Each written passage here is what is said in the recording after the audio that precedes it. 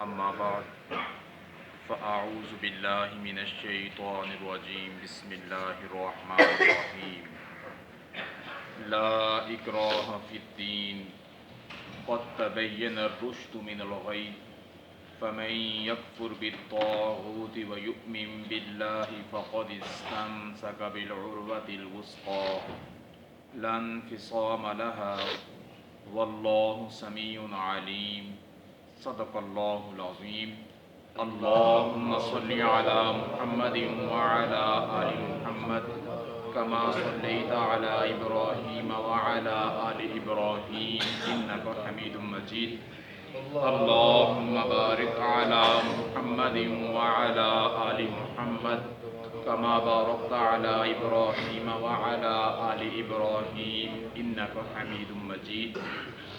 سامعین محترم، قابل قدر بھائیوں، دوستوں اور بزرگوں، سورہ بقرہ کی آیت نمبر 256 تلاوت کی گئی ہے۔ آیت مبارکہ میں اللہ تبارک و تعالی دین میں جبر اور زبردستی کے نہ ہونے کی بات کر رہے ہیں۔ یہ آیت مبارکہ ابن عباس رضی اللہ تعالیٰ عنہ فرماتے ہیں اس وقت نازل ہوئی جس وقت ایک شخص تھا جس کا نام تھا حسین سواد سے رضی اللہ تعالیٰ عنہ۔ ان کے دو بیٹے تھے جو دونوں عیسائی مذہب پر تھے۔ انہوں نے بارہا کوشش کی، ترغیب کے ساتھ، دلائل کے ساتھ ان کو بتلانے سمجھانے کی، لیکن وہ اس بات پر ایگری نہ ہوئے، رضامند نہ ہوئے۔ آخرکار انہوں نے حضور صلی اللہ علیہ وسلم سے کہا کہ بیٹے میرے ہیں، مال میرا کھاتے ہیں، عیسائی مذہب پر ہے، کیوں نہ میں ان کے اوپر جبر کروں، ان کے اوپر زبردستی کروں میں کہ ان کو اسلام کی طرف لے آؤں۔ تو حضور صلی اللہ علیہ وسلم پر آیت مبارکہ نازل ہو گئی لا اکراہ فی الدین، دین میں کوئی جبر نہیں ہے، دین میں کوئی زبردستی نہیں ہے۔ کسی انسان کے کن پٹی پہ پسٹل رکھ کر یا کسی کے گردن پہ تلوار رکھ کر آپ اسلام میں داخل نہیں کروا سکتے۔ یہ اسلام کا مزاج نہیں ہے۔ اسلام کا مزاج دعوت والا ہے، ایمان اور یقین کی طرف لوگوں کو ترغیب دینے والا ہے، زبردستی والا اسلام کا مزاج نہیں ہے۔ حضرت عمر رضی اللہ تعالیٰ نے ایک بڑھیا کے پاس گئے جو بہت بڑی عمر کی تھی، بوڑھی ہو چکی تھی، عیسائی مذہب پر تھی۔ حضرت فاروق اعظم رضی اللہ تعالیٰ نے اس کو ترغیب دی ایمان اسلام کی کہ اسلام قبول کر لے۔ تو اس نے کہا میں اپنی زندگی کا ایک وافر حصہ مذہب عیسائیت پر گزار چکی ہوں، میں چاہتی ہوں میری موت بھی اس پر آئی۔ حضرت عمر رضی اللہ تعالیٰ نے اس کو دوبارہ بتایا اس کو اور کہا کہ اسلمی تسلمی، اسلام لے آ، تو سلامتی میں رہ جائے گی کہ دنیا بھی تیری بن جائے گی، آخرت بھی بن جائے گی۔ اس نے پھر انکار کیا تو حضرت فاروق اعظم رضی اللہ تعالیٰ عنہ وہاں سے کھڑے ہو گئے اور فرمایا اللہم مشہد، اے اللہ تو گواہ ہو جا۔ پھر آیت مبارکہ پڑھی لا اکراہ فی الدین، دین میں کوئی جبر نہیں ہے، کوئی جبر نہیں ہے۔ حضرت فاروق اعظم رضی اللہ تعالیٰ عنہ جس وقت 22,51,030 30 مربع میل زمین کے بادشاہ تھے، ان کا ایک غلام تھا جو حساب و کتاب کا بڑا ماہر تھا، اس کا نام کتابوں میں وثیق آتا ہے، سا سے وثیق۔ تو وثیق نامی غلام بڑا مشہور و معروف تھا، بڑا حساب و کتاب کا ماہر تھا، لیکن مذہب عیسائیت پر بڑی دیر تک ان کے پاس رہا۔ حضرت فاروق اعظم رضی اللہ تعالیٰ نے اس کو کہا کہ تم اسلام لے آؤ، دعوت دی اس کو اسلام کی۔ وہ کہتا ہے میں اسلام قبول کرنے کے لیے تیار نہیں ہوں میں۔ حتیٰ کہ حضرت فاروق اعظم رضی اللہ تعالیٰ نے اس کو یہ پیشکش بھی کی کہ اسلام لے آؤ تو میں کوئی ایک عہدہ بھی عطا کر دوں گا تمہیں کوئی، تو لیکن اس نے کہا کہ میں اسلام لانے کے لیے تیار نہیں ہوں۔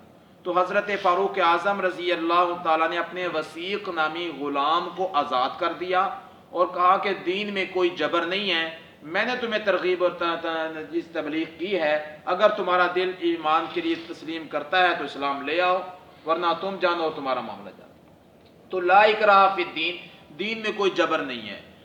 آج دنیا کا کفر جون سا ہے، اسلام اور اہل اسلام کو جو بڑے بڑے عظیم لیڈر گزرے ہیں ان کے بارے میں یہ تاثر پیش کرتا ہے کہ جناب یہ مسلمان تلوار کے زور پر لوگوں کو اسلام کی دعوت دیتے تھے۔ مسلمان اور اسلام تلوار کے زور پر کبھی اسلام کی دعوت نہیں دیتا۔ کبھی اسلام کی دعوت نہیں دیتے۔ اسلام کا ایک نظریہ ہے، اسلام کا ایک اپنا سیٹ اپ ہے کہ ایمان اور یقین کی دعوت ہے، اور جو جہاد ہے اور جہاد کو جو لوگ جبر کہتے ہیں وہ بھی غلط کہتے ہیں۔ جہاد کا یہ اصول نہیں ہے، اور جو لوگ جہاد کی حقیقت سے واقف ہے وہ سمجھتے ہیں کہ جہاد میں کوئی جبر نہیں ہے۔ جہاد یہ ہے کہ سب سے پہلے حضور نے فرمایا جا کے ان کو ایمان کی دعوت دو، اسلام کے دلائل ان کے سامنے رکھو، اگر قبول کر لے فبیہا، اگر نہ قبول کرے تو دوسرا سٹیپ ہے جزیہ، فدیہ، ٹیکس چٹی وغیرہ والا، ٹیکس لگاؤ، چٹی لگاؤ ان کے اوپر، فدیہ دو بھائی ہمیں، ہمارے ماتحت ہو کے رہو۔ وہ اس کو تسلیم نہیں کرتے اس کو۔ تو پھر تیسری چیز ہے جہاد، اور جہاد میں بھی آپ صلی اللہ علیہ وسلم نے فرمایا جو ان کے عبادت گھروں کے مختص لوگ ہیں، راہبین، جو عبادت گھروں گرجا گھروں کے اندر ہی رہتے ہیں، وہ ان کو نہیں مارنا، ان کو نہیں مارنا۔ حضور صلی اللہ علیہ وسلم نے خود فرمایا یہ بات، اور آپ نے فرمایا اپاہج کو نہیں مارنا، کوئی لولا لنگڑا ہے، اندھا ہے، بہرا ہے کافر، اس کو قتل نہیں کرنا، اس کو عورتوں کو نہیں مارنا، بچوں کو قتل نہیں کرنا، بوڑھے ہو انسانوں کو قتل نہیں کرنا۔ تو اب اتنے لوگوں کا استثناء ہے جہاد کے اندر بھی۔ اگر جہاد تلوار کے زور پر اسلام کے اندر لانے کے لیے ہوتا تو پھر اتنے زیادہ لوگوں کو باہر نکالنے کی، استثناء کرنے کی ضرورت کیا تھی؟ اپاہجوں کو تو ایک منٹ میں اسلام میں لے آتے، جو بوڑھے ان کو لے آتے، بچوں کو لے آتے، عورتوں کو لے آتے، جو راہبین ہیں گرجا گھروں میں بیٹھے ان کو لے آتے اسلام کے تلوار کے زور پر۔ تو تلوار کے زور پر اسلام کے اندر لے کر نہیں آیا جاتا، تلوار کے زور پر نہیں۔ اہل اسلام نے 800 سال بر صغیر پاک و ہند پہ جو ان سے ہے خلافت کی ہے، 800 سال اہل اسلام نے سلطنت کی ہے۔ بڑے بڑے بادشاہ گزرے، سلطنت عثمانیہ کے ایک بادشاہ ہے سلطنت عثمانیہ کے، اس کا نام تھا سلطان سلیم خان رحمہ اللہ تعالیٰ، بہت بڑا بادشاہ تھا یہ ترک کا۔ تو اس نے جب دیکھا کہ عیسائی لوگ جو ان سے ہے وہ ہمارے خلاف کوئی نہ کوئی سازش کر دیتے ہیں، ہماری سلطنت خراب کرتے ہیں، تو اس نے پابندی لگائی اپنی سلطنت کے اندر۔ بہت بڑی سلطنت عثمانیہ تھی، اس میں کافی سارے ملک تھے اس کے اندر۔ تو اس نے یہ پابندی لگائی کہ سارے گرجا گھروں کو ختم کیا جائے، سب عیسائیوں کو اسلام کے اندر داخل کیا جائے، اسلام قبول کرے ورنہ پھر موت۔ جب اس نے یہ فیصلہ کیا تو وقت کے علماء اور متجددین اور فقہاء جو ان سے ہے وہ فوراً اس کے پاس پہنچے۔ اس نے کہا یہ کیسا فیصلہ تم کر رہے ہو، یہ کوئی اسلام نہیں ہے، یہ کوئی اسلام نہیں ہے، آپ کو سلطنت کیا دے دی اللہ رب العزت نے، آپ یہ کام کرتے ہیں۔ تو جب اس نے یہ بات سنی اور سمجھی تو اس نے کہا لا اکراہ فی الدین، دین میں کوئی جبر نہیں ہے، دین میں کوئی جبر نہیں، چھوڑ دیا اس نے۔ اسی طرح انگریز آج بہت بڑا پروپیگنڈا کرتے ہیں اورنگزیب عالمگیر بادشاہ کے بارے میں۔ اورنگزیب عالمگیر بادشاہ وہ ہے جس نے بروصغیر پاک و ہند پر 1-2 سال نہیں، 10 سال نہیں، 50 سال اس نے حکومت کی، اس نے 50 سال، اور ہزاروں لاکھوں ہندو اس کے ہاتھ میں مسلمان ہوئے، اس کے اورنگزیب عالمگیر بادشاہ کے ہاتھ کے اوپر۔ فتاوی عالمگیریہ اس نے 40 بڑے بڑے علماء کو بٹھا کے لکھوائی، ہزاروں علماء کے فتوے اس کے اندر موجود ہے، آج بھی علماء اور مفتیان نظام اس کو دیکھ کے فتویٰ دیتے ہیں۔ تو بہرحال اورنگزیب عالمگیر جو سا ہے اس کے بارے میں انگریز یہ تاثر پیش کرتا ہے، حالانکہ یہ تاثر غلط ہے۔ اورنگزیب عالمگیر رحمہ اللہ تعالیٰ ایک ایسا بادشاہ تھا، اس نے کبھی بھی اسلام کے لیے کبھی کسی کا کافر پر یا ہندو پر کوئی اس نے جبر نہیں کیا، کبھی جبر نہیں کیا۔ ان کی اپنے امور سلطنت میں کام کرنے والے لوگ ہندو موجود ہوتے تھے، لیکن کبھی کسی کو جبراً اسلام کی طرف قبول نہیں، اپنا اخلاق پیش کرتا تھا، اپنا کردار پیش کرتا تھا، وقت پہ ان کو تنخواہ دینا، وقت پہ ان کے سارے کام کرنا، ان کے ساتھ رویہ ایسا اختیار کرتا تھا کہ وہ اس کے رویے کو دیکھ کر اخلاق سے متاثر ہو کر وہ اسلام کی طرف آ جاتے تھے، اسلام کی طرف آ جاتے تھے۔ تو اسلام کا یہ نظریہ نہیں ہے۔ تو بہرحال فرمایا لا اکراہ فی الدین، دین کے اندر کوئی جبر نہیں ہے، دین میں کوئی سختی نہیں ہے۔ قد تبین الرشد من الغی، تحقیق ہدایت گمراہی سے بالکل واضح ہو گئی ہے، واضح ہو گئی ہے۔ جب اسلام آ گیا ہے تو اسلام نے اسلام اور کفر، ایمان اور ہدایت اور جیسے ہے گمراہی، ان کو الگ الگ کر کے رکھ دیا ہے، یہ چیز الگ ہے، یہ چیز الگ ہے۔ اب جس انسان نے دیکھنا ہے، سمجھنا ہے، پرکھنا ہے، وہ خود جو ہے اسلام کی طرف آئے گا۔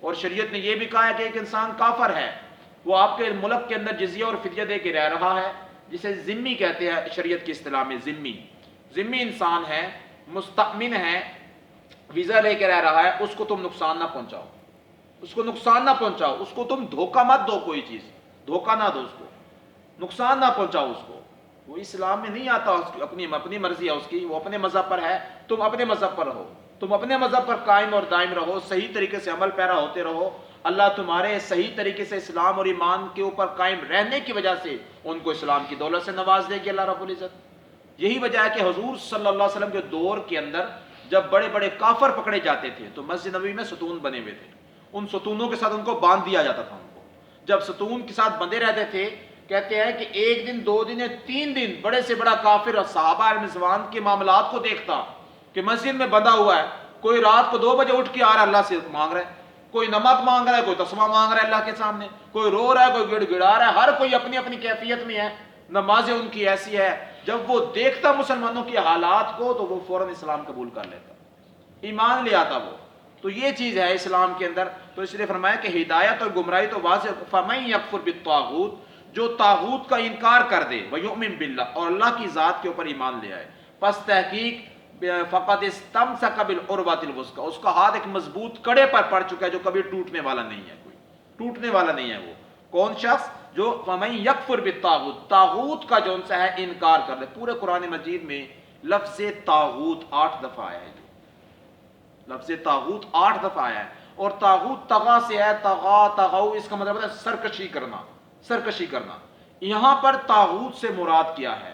حضرت فاروق اعظم، حضرت حسین بن علی رضی اللہ تعالی شہید کربلا، اور امام مجاہد تابعی، امام قتادہ، یہ بڑے بڑے مفسرین ہیں، انہوں نے لکھا ہے کہ یہاں پر طاغوت سے مراد شیطان ہے، طاغوت سے مراد شیطان، جو شیطان کا انکار کر دے۔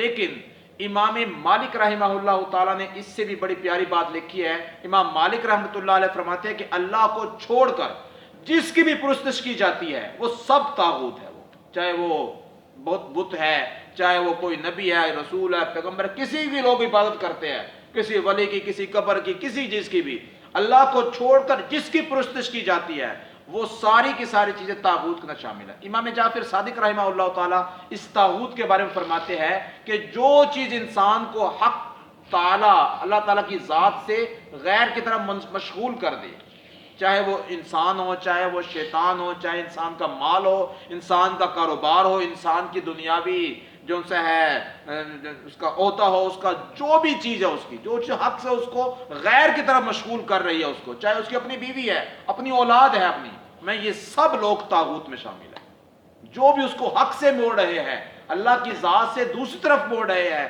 وہ سارے کے سارے طاغوت میں شامل ہے۔ اللہ نے فرمایا جو طاغوت کو چھوڑ دے، تو ہر چیز مراد ہو سکتی ہے، شیطان کا راستہ چھوڑ دے اور اپنے آپ کو اللہ کی ذات کے لیے مختص کر دے، اور ان تمام کے تمام عوارضات اور ان تمام لوگوں سے قطع تعلقی کر لے، ختم ہو جائے جو انسان کو اللہ کی ذات سے موڑ کر مخلوق کی طرف لانا چاہتے ہیں، ان تمام سے تعلق توڑ کے میں کہ فَمَن يَكْفُرْ بِالطَّاغُوتِ وَيُؤْمِن بِاللَّهِ، اور پکے طریقے سے اللہ کی ذات پر ایمان اور یقین لے آئے تو اس کا ہاتھ ایک ایسے کڑے پر ہے جو بہت مضبوط ہے، عروۃ الوثقی۔ حضرت عبداللہ بن سلام رضی اللہ تعالیٰ عنہ کہتے ہیں میں نے خواب دیکھا، ایک بہت بڑا ستون ہے نور کا، میں اس کے اوپر کھڑا ہوں اور اس کے اوپر ایک کڑا لٹک رہا ہے اور میرا ہاتھ اس کڑے کے اوپر ہے۔ صبح کا حضور کے سامنے پیش کیا، آپ صلی اللہ علیہ وسلم نے اس کی تعبیر فرمائی کہ یہ کڑا اسلام کا کڑا ہے، اور تمہارا یہ خواب اس بات کی علامت دے رہا ہے، اس کی تعبیر یہ ہے اس کی کہ تمہارا خاتمہ اسلام پر ہوگا، تمہارا خاتمہ اسلام پر ہوگا۔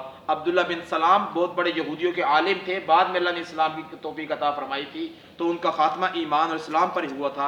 اس لیے اللہ نے فرمایا لن انفصام لہا، دین اسلام کا جس نے دامن پکڑا مضبوطی کے ساتھ تو اس کا ہاتھ چھوٹنے والا نہیں ہے، اس لیے کہ دین اسلام ایک بہت مضبوط چیز ہے، جو ایسا کڑا ہے جو انسان کو موت کے بعد جو بڑے کٹھن مراحل آنے والے ہیں، ان تمام کٹھن مراحل سے گزار کر انسان کو جنت اور جنت کے درجات تک پہنچانے والا ہے۔